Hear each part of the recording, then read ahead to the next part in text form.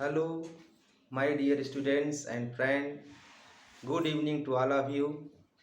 You are most welcome on the online platform of English with Yes.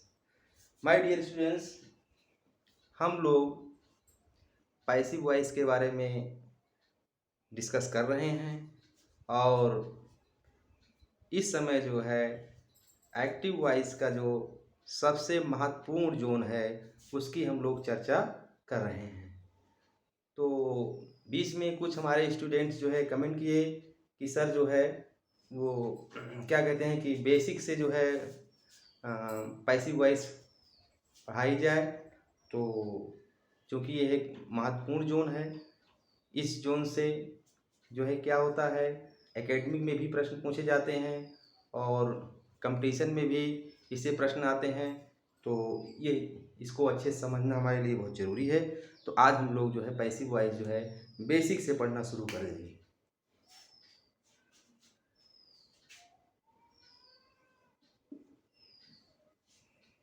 Watch, voice की हिंदी होती है watch. तो voice किसको कहते हैं? चलिए लिखिए, क्रिया क्रिया का वह परिवर्तन, क्रिया का वह परिवर्तन जिससे यह ज्ञात होता है जिससे यह ज्ञात होता है कि वाक्य के अंतर्गत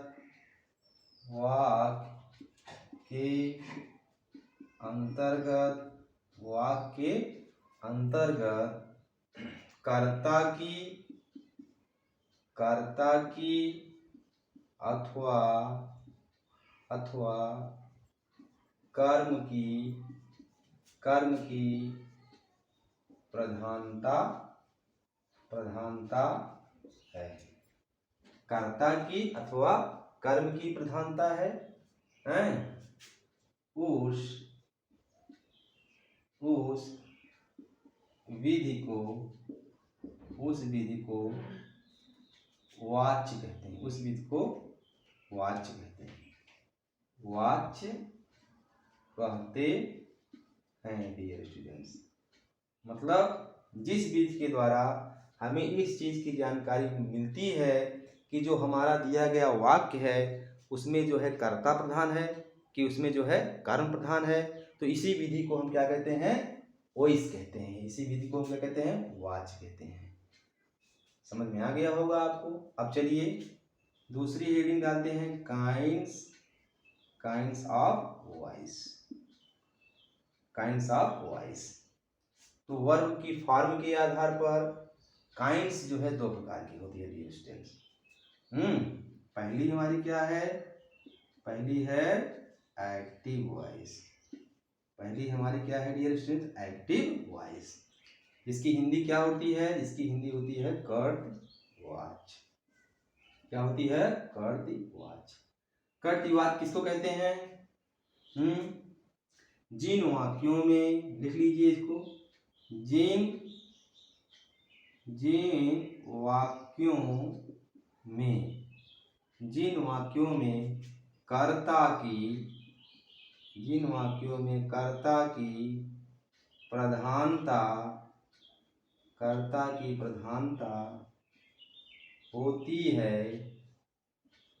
की प्रधानता होती है वह वाक्य। जिन वाक्यों में कर्ता की प्रधानता होती है वह वाक्य एक्टिव वॉइस में होते हैं डियर स्टूडेंट्स। ऐसे वाक्य जिनमें क्या हो? कर्ता हमारा प्रधान हो। जान लीजिएगा कि वो वाक्य आपका एक्टिव में है। अर्थात दिए गए वाक्य में यदि क्या हो रहा है, यदि दिए गए वाक्य में सब्जेक्ट हमारा जो है, जो हमारा डूअर है यदि वो एक्शन को परफॉर्म कर रहा है वहाँ पर, तो जान लीजिएगा कि वो आपका एक्टिव वॉइस है। जैसे हमने लिखा उदाहरण, कुमार कुमार टीचेज अस इंग्लिश। कुमार टीचेज अस इंग्लिश। एक उदाहरण और ले लिया जाए तो अच्छे समझ में आएगा। जैसे the child drank milk in the night। Dear students, अब देखो यहाँ पर दो वाक्य दिए गए हैं। पहला वाक्य हमारा क्या है, कुमार टीचेज अस इंग्लिश, यानी जो इसमें सब्जेक्ट जो दिया गया है हमारा, वही जो है क्या कर रहा है, एक्शन को परफॉर्म कर रहा है। यानी जो अंग्रेजी पढ़ाने वाला काम जो है वो कौन कर रहा है, कुमार कर रहा है। तो जब दिए गए वाक्य का सब्जेक्ट जो है, दिए गए वाक्य में जो क्रिया दी गई है उस क्रिया को वो स्वयं करता है, तो जान लीजिएगा कि आपका वाक्य जो है किसमें है डियर स्टूडेंट्स, एक्टिव वॉइस में है। दूसरा वाक्य देखो, दूसरा वाक्य हमारा क्या है, द चाइल्ड ड्रैंक मिल्क। अब जो ये पीने वाला काम हो रहा है, दूध पीने वाला जो काम किया जा रहा है, उसको कौन कर रहा है, चाइल्ड कर रहा है, जो कि दिए गए वाक्य का सब्जेक्ट है।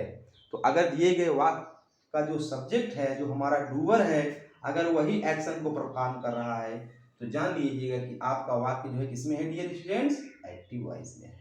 और परीक्षा में प्रश्न कैसे आते हैं, परीक्षा में दो तरह के प्रश्न यहाँ पूछे जाते हैं। एक तरह का प्रश्न क्या आता है, एक तरह का प्रश्न आता है कि आपको इस तरह से एक्टिव वॉइस में सेंटेंस दे देंगे और आपसे कहेंगे कि इसको पैसिव वॉइस में बदल दीजिए, या फिर पैसिव वॉइस में भी कभी कभी दे देता है और कहता है कि आप इसको बदलिए किसमें, एक्टिव में।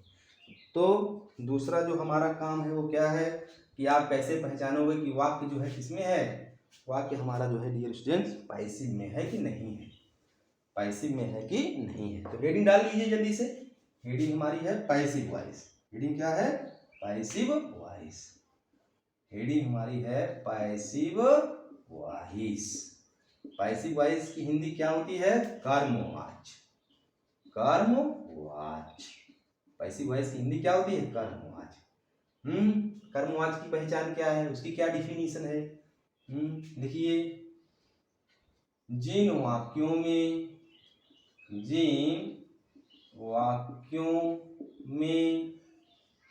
कर्म की प्रधानता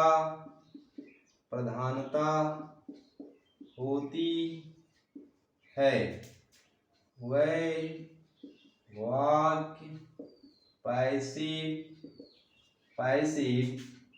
वॉइस में होते हैं। अब देखिए एक्टिव वॉइस में क्या होता है, डूअर हमारा जो है एक्शन को परफॉर्म करता है, लेकिन पैसिव वॉइस में क्या करता है, डूअर जो हमारा होता है, जो सब्जेक्ट जो होता है, वो एक्शन को रिसीव करता है। तो चलिए, जैसे इसमें देखिए दो ऑब्जेक्ट हैं, एक है हमारा अस है, दूसरा हमारा इंग्लिश है। इसकी चीज आप अच्छे से जानते हो कि अगर किसी वाक्य में दो ऑब्जेक्ट आए हो तो पैसिव वॉइस आप किसी भी सब्जेक्ट की मदद से बना सकते हो। अगर हमने इसकी पैसिव वॉइस इंग्लिश से बनाई तो क्या हो जाएगा, ये हो जाएगा इंग्लिश। अब हमारे देखिए यहाँ कौन सा टेंस है, प्रेजेंट इंडेफिनिट है, तो इंग्लिश सिंगुलर नंबर में क्या लगाएंगे, ए, क्या हो जाएगा, टॉट। English is taught. अब टू से पहले, आज से पहले टू का प्रयोग होता है, तो पैसिव वॉइस में आप टू लगा लीजिए, तो क्या हो गया, इंग्लिश इज टॉट टू अस।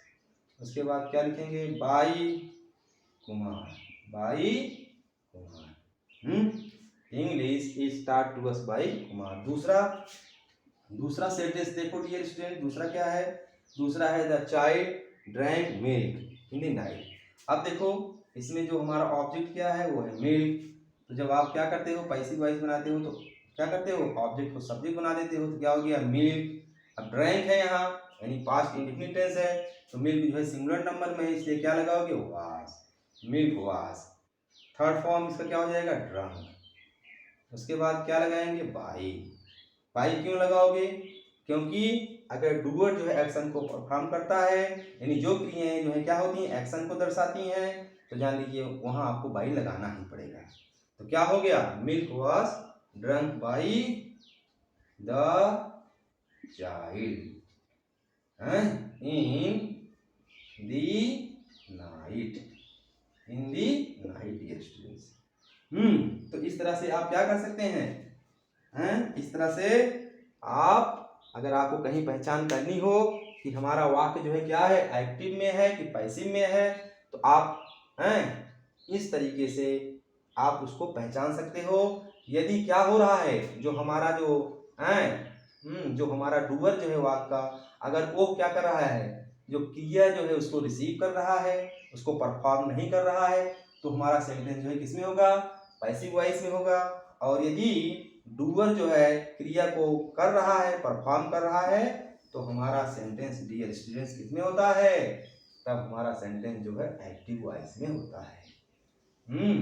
तो ये जो बेसिक चीजें हैं इसको आप लर्न कर लीजिएगा, जिससे आपको भविष्य में दिक्कत ना हो। आप चलिए, अगर किसी सेंटेंस को आपको एक्टिव से पैसिव में बनाना है तो आप क्या करेंगे, कुछ कॉमन रूल्स जो होते हैं उनको लर्न कर लीजिए। तो हमारा हो जाएगा common rules for making passive voice. वो कौन से कॉमन रूल हैं जिनका प्रयोग आपको हर जगह करना पड़ेगा जब आप पैसिव वॉइस बनाएंगे। चलिए, पहला काम आपको क्या करना पड़ेगा, पहला काम आपको ऑब्जेक्ट को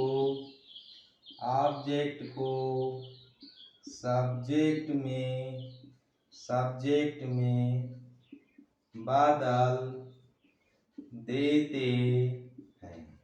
पहला काम आपको क्या करना पड़ेगा, एक्टिव वॉइस के वाक्य को जब आप पैसिव वॉइस में करोगे तो ऑब्जेक्ट को सब्जेक्ट में बनाओगे। दूसरा काम क्या करोगे, टेंस के अनुसार हेल्पिंग वर्ब का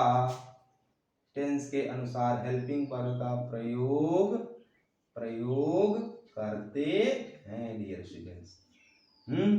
अभी हम लोग चर्चा करेंगे, या आने वाली वीडियो में चर्चा करेंगे कि कितने टेंसेस की पैसिव वॉइस बनती है और कितने की नहीं बनती है। तो दिया गया वाक्य जो है जिस टेंस में होगा उसी के अकॉर्डिंग आपको हेल्पिंग वर्ब भी लगानी पड़ेगी। दूसरा काम आपको ये करना है। तीसरा काम क्या करना है, मेन वर्ब की थर्ड फॉर्म का प्रयोग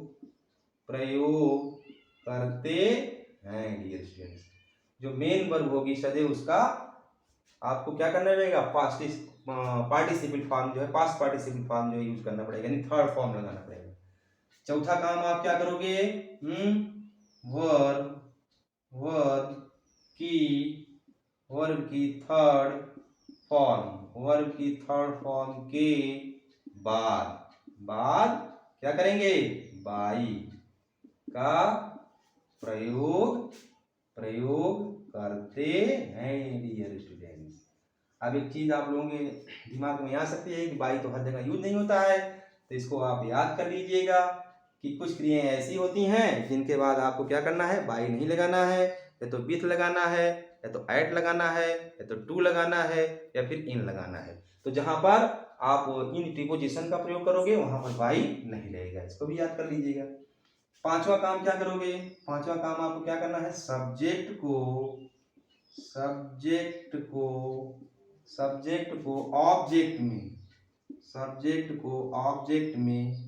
ऑब्जेक्ट में बदल देते हैं।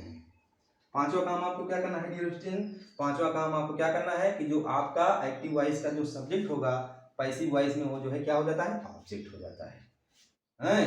और छठवां काम आपको क्या करना है, छठवां काम एक चीज और आप याद कर लीजिए, नहीं आपको कहीं पर क्या हो, दिए गए वाक्य में ट्रांसिटिव वर्ब दे दी गई हो और कोई आपसे कहे भैया इसकी पैसिव वॉइस बनाइए, तो आप उसी में क्या करो, जुट जाओ बनाने के लिए। तो इसको भी आपको लर्न करना है, क्या, एक्टिव से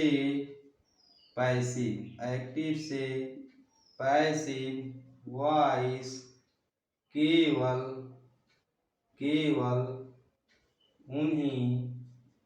उन्हीं वाक्यों वाक्यों की की बनाई जा सकती बनाई जा सकती है जिनमें ट्रांजिटिव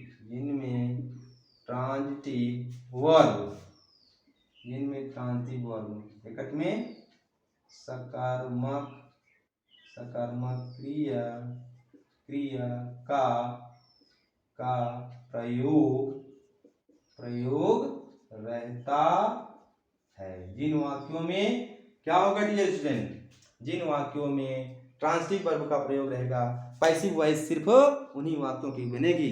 अगर किसी वाक्य में क्या है, किसी वाक्य में इंट्रांजिटिव का प्रयोग रहता है तो ऐसे वाक्यों की पैसिव वॉइस नहीं बनेगी डियर स्टूडेंट। थोड़ा सा एक उदाहरण आपको मैं दे रहा हूँ। क्या है वो उदाहरण?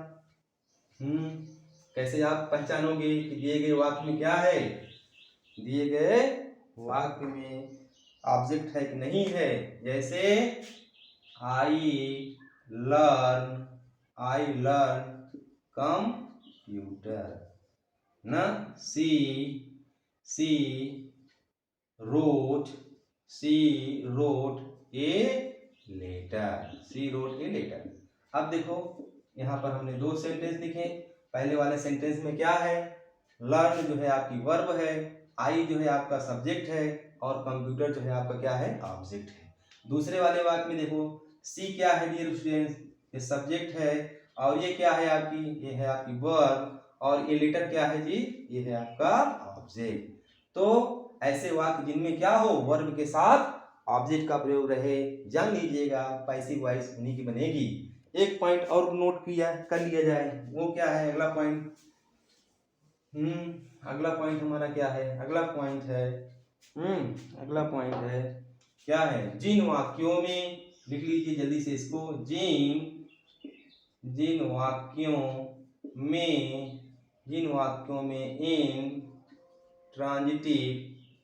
इंट्रांजिटिव वर्ब का प्रयोग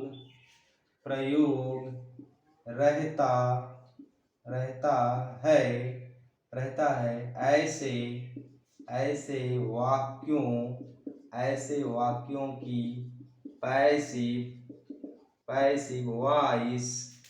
पैसिव वॉइस नहीं बनती है। ऐसे वाक्यों की पैसिव वॉइस नहीं बनती है। अब देखिए इंट्रांजिटिव वर्ब क्या होती है? अकर्मक क्रिया क्या होती है? अकर्मक क्रिया वो होती है जिसके साथ क्या होता है? कर्म नहीं होता है। जैसे she was beeping in the class dear student ना। दूसरा क्या है? you were laughing in the meeting dear student। अब देखिए ये दो वाक्य देख लीजिए, इनको आप अच्छे समझ लीजिए। ये क्या है आपका? सी जो है आपका क्या है? ये आपका सब्जेक्ट है। वाज जो है क्या है? इसमें हेल्पिंग वर्ब है। बीपिंग जो है क्या है? मेन वर्ब है ना। और इसके बाद क्या है? कोई ऑब्जेक्ट नहीं है। ये क्या है आपका? In the class. ये आपका है फ्रेज है, एडजेक्टिवल फ्रेज है डियर स्टूडेंट्स। अब इसमें देखिए दूसरा क्या सेंटेंस है? यू जो है आपका क्या है? ये आपका सब्जेक्ट है, ये आपकी हेल्पिंग वर्ब है। लॉफिंग क्या है? मेन वर्ब है। और इन द मीटिंग ये भी आपका क्या है? ये आपका फ्रेज है डियर स्टूडेंट्स ना। तो जिन वाक्यों में क्या होगा? जिन वाक्यों में ऑब्जेक्ट का प्रयोग नहीं रहेगा उनकी पैसिव वॉइस कभी नहीं बन सकती है। तो ये जो कॉमन रूल्स हैं जिनका प्रयोग आपको हर जगह करना पड़ता है, इन कॉमन रूल्स को आप लर्न कर लीजिएगा। अगर ये कॉमन रूल्स आप लर्न किए होंगे तो पैसिव वॉइस बनाने में आपको बड़ी आसानी डियर स्टूडेंट्स होगी। अब हम लोग एक नया काम शुरू किए हैं। क्या करते हैं कि वीडियो के लास्ट में आपको एक प्रश्न देते हैं और आपसे ये हम कहते हैं कि उसका उत्तर आप कमेंट बॉक्स में लिखिए। तो आज हमारा जो प्रश्न है वो क्या है?